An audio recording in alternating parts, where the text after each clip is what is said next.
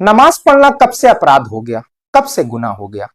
शायद उत्तर प्रदेश पुलिस की निगाह में ये गुनाह है, ये अपराध है। मैं आपको बताता हूं, बरेली के मोहम्मदगंज गांव में कुछ मुसलमानों ने घर में जुमे की नमाज पढ़ ली। पुलिस ने 12 लोगों को हिरासत में ले लिया। अब मेरा सवाल यह है, क्या ये हिंदुस्तान के मुसलमानों का मौलिक अधिकारों का हनन नहीं? क्या ये अनुच्छेद 25 के खिलाफ नहीं है? क्या आर्टिकल 25 के खिलाफ ये सारी चीजें नहीं हो रही है? क्या यही रामराज है कि एक समुदाय की इबादत को आप गुनाह बना दो और फिर आगे बढ़कर के बात कर लो? मुझे किसी से कोई आपत्ति नहीं, किसी के धार्मिक धर्म से कोई आपत्ति नहीं, किसी के धार्मिक त्योहार से कोई आपत्ति नहीं। खूब जिसको जैसे मनाना है खूब मनाए, लेकिन सिर्फ मुसलमानों पर पाबंदियां क्यों? जबकि दूसरे एवज में हम देखें कि हमारे हिंदू भाइयों के मोस्टली त्योहार, ज्यादातर त्योहार जो है वो सड़कों पर होते हैं। चाहे दुर्गा पूजा हो, दुर्गा विसर्जन हो, गणेश पूजा हो, गणेश विसर्जन हो, होली हो, दीपावली हो, यहां तक कि कांवड़ यात्रा हो। और जब कांवड़ियां चलते हैं तो पुष्प वर्षा भी की जाती है। मुझे कोई आपत्ति नहीं, शासन प्रशासन उनका साथ भी देता है, पैर भी दबाता है, कोई आपत्ति नहीं। लेकिन अगर मुसलमान घर पर नमाज पढ़ ले तो 12 लोगों को हिरासत में ले लिया जाता है। आखिर क्यों? क्या यही रामराज है? क्या ऐसे ही रामराज की कल्पना आप करवा रहे हैं? मोदी जी, योगी जी, आप संविधान की गाथा गाते हैं, संविधान संविधान, कानून कानून करते हैं। क्या कानून का इस्तेमाल फकत मुसलमानों पर होगा? मैं नहीं कहता कि हमारे हिंदू भाइयों पर हो, मैं बिल्कुल नहीं कहता, मुझे कोई आपत्ति नहीं है। लेकिन सवाल ये इस बात का है कि एक मुसलमान अगर अपने घर में नमाज पढ़ ले तो आप उसको हिरासत में ले लोगे, अरेस्ट कर लोगे? फिर कैसा रामराज, आप कौन सा रामराज दिखाना चाहते हैं? आप किस रामराज की कल्पना कर रहे हैं?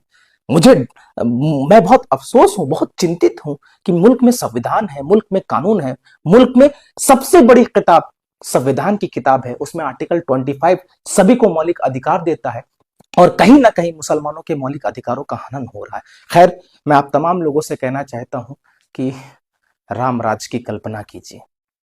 लोग पूछ रहे हैं कि क्या इसी भारत की ये तस्वीर है? हाँ हाँ, इसी भारत की ये तस्वीर है। लोग कह रहे हैं ये उसी भारत की तस्वीर है कि जिसके बारे में डॉक्टर इकबाल ने कहा है कि सारे जहां से अच्छा हिंदुस्ता हमारा, हम बुलबुलें हैं इसकी, ये गुलसिता हमारा। जी हाँ, उसी भारत की ये तस्वीर है। और उसी भारत में एक राज्य है जिसका नाम उत्तर प्रदेश है और वहां का एक जिला है बरेली। वहां के एक इलाके की ये वीडियो है। हुआ क्या है कि चंद लोग अपने एक मकान में जुमा की नमाज पढ़ रहे थे और उस पर एफआईआर दर्ज कर दिया गया और लोगों को गिरफ्तार कर लिया गया।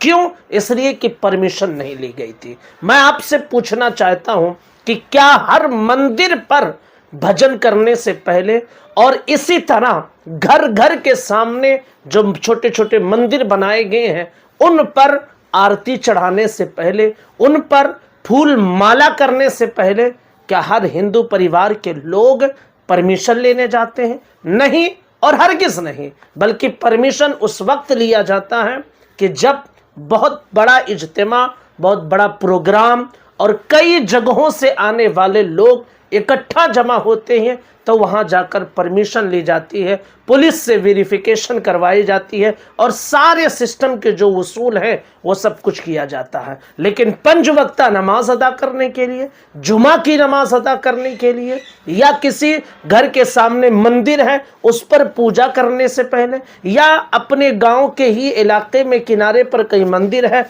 वहां अपने गांव के लोग, चंद लोग जमा होकर कुछ वहां पर भजन करना चाहते हैं या किसी तरह से वहां प्रोग्राम करना चाहते हैं, तो उसके लिए किसी परमिशन लेने की जरूरत नहीं पड़ती है। ये पूरी दुनिया जानती है। लेकिन मुसलमानों के ताल्लुक से इतनी नफरत भरी जा चुकी है लोगों में, इतनी अदावत लोगों में भरी जा चुकी है कि मुसलमानों के हर काम पर पुलिस एफआईआर कर दिया जाता है और पुलिस भी धड़ल्ले से कार्रवाई करती है और नौजवानों को गिरफ्तार करती है। यह सरासर कानून का उल्लंघन है और कानून के खिलाफ जाकर ये सारे काम किए जा रहे हैं। गुजारिश करूंगा इस वीडियो को ज्यादा से ज्यादा लोगों तक शेयर करें ताकि मालूम तो पड़े कि यूपी पुलिस इस वक्त किस तरह बर्बरता से काम ले रही है और किस तरह डर का माहौल बनाने की कोशिश कर रही है।